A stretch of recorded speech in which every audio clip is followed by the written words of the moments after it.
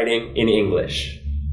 In this first video, I'd like to begin the series by providing a brief introduction to the field of academic writing and answer the following questions. Question 1. What is academic English? Number 2. What is academic writing? Number 3. What are the general characteristics of academic writing? And number 4. Why is academic writing important? Let's begin by addressing the first question. What is academic English? According to Dr. Karen Oatwell of the Cambridge University Language Center, at its most basic, academic English is the variety of the English language that we use to share research. Research refers to the process of answering a research question by creating an argument that is supported through critical analysis and the use of evidence. We use academic English to reach a wide, general academic audience in an attempt to persuade them that the argument we've created to answer our research question is an effective one. There are two varieties of academic English: spoken academic English and written academic English. Let's take a closer look at this second variety. When most people think of academic writing, they think of thesis papers composed by graduate students and research articles written by professional scholars. While these are two great examples of academic writing, the concept can be applied more generally to include a much wider variety of tasks and objectives. As I mentioned in part 1, academic English is the variety of English used to convey research. So academic writing is the variety of academic English used to convey research in writing. That means there are many different kinds of academic writing, from literature reviews to research papers, to abstracts and lab reports.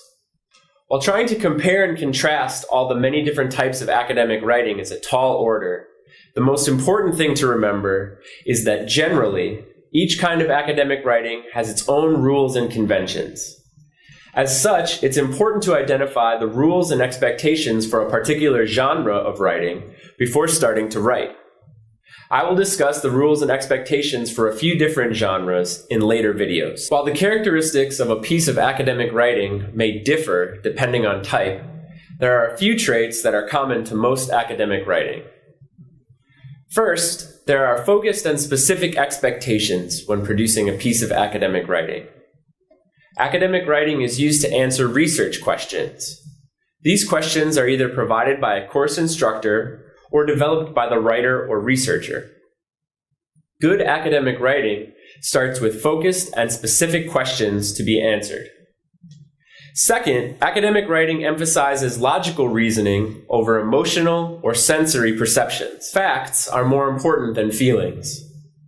Writing clearly means thinking clearly, and so effective academic writing demonstrates clear critical thinking and the ability to make arguments stronger by supporting them with evidence. Third, academic writing must be clear. English is both a low context and reader responsible language. By this I mean readers will depend on what's been written and believe it is the writer's job to make his or her argument as comprehensible as possible. Fourth, academic writing must be coherent. This means that there are logical connections between sentences. One way to do this is to begin sentences with information that relates back to the previous sentence. It also means that paragraphs are unified around a single idea and that all the information included in a piece of writing helps to create an effective argument used to answer the research question. Finally, the most effective academic writing follows a process. While each writer will eventually develop his or her own unique process, there are a few steps that most people follow when producing a piece of academic writing. These steps include analyzing the task. This involves clarifying your purpose for writing and identifying your target audience. Number 2, planning your argument. Next, you need to develop a main claim and decide how you will support this claim using evidence. Step 3, research. This is necessary in order to gather quality, fact-based, objective evidence that you need to create the argument you will use to support your main claim. Number 4, Start and engage in the writing and drafting process. No good writing is done overnight. It's important to produce multiple drafts and to both edit and proofread your writing. While it is important to consider things like punctuation and proper spelling, it is even more important to see how well you've structured your argument and the information in your writing. To do this, it's a good idea to ask for comments from peers and colleagues. Finally, there are many benefits of investing your time and energy in becoming a proficient academic writer.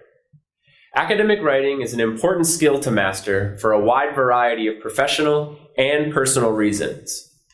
First, it allows writers to make individual contributions to the ongoing dialogues in their fields. It allows individuals a greater voice and ability to participate in conversations about topics important to them.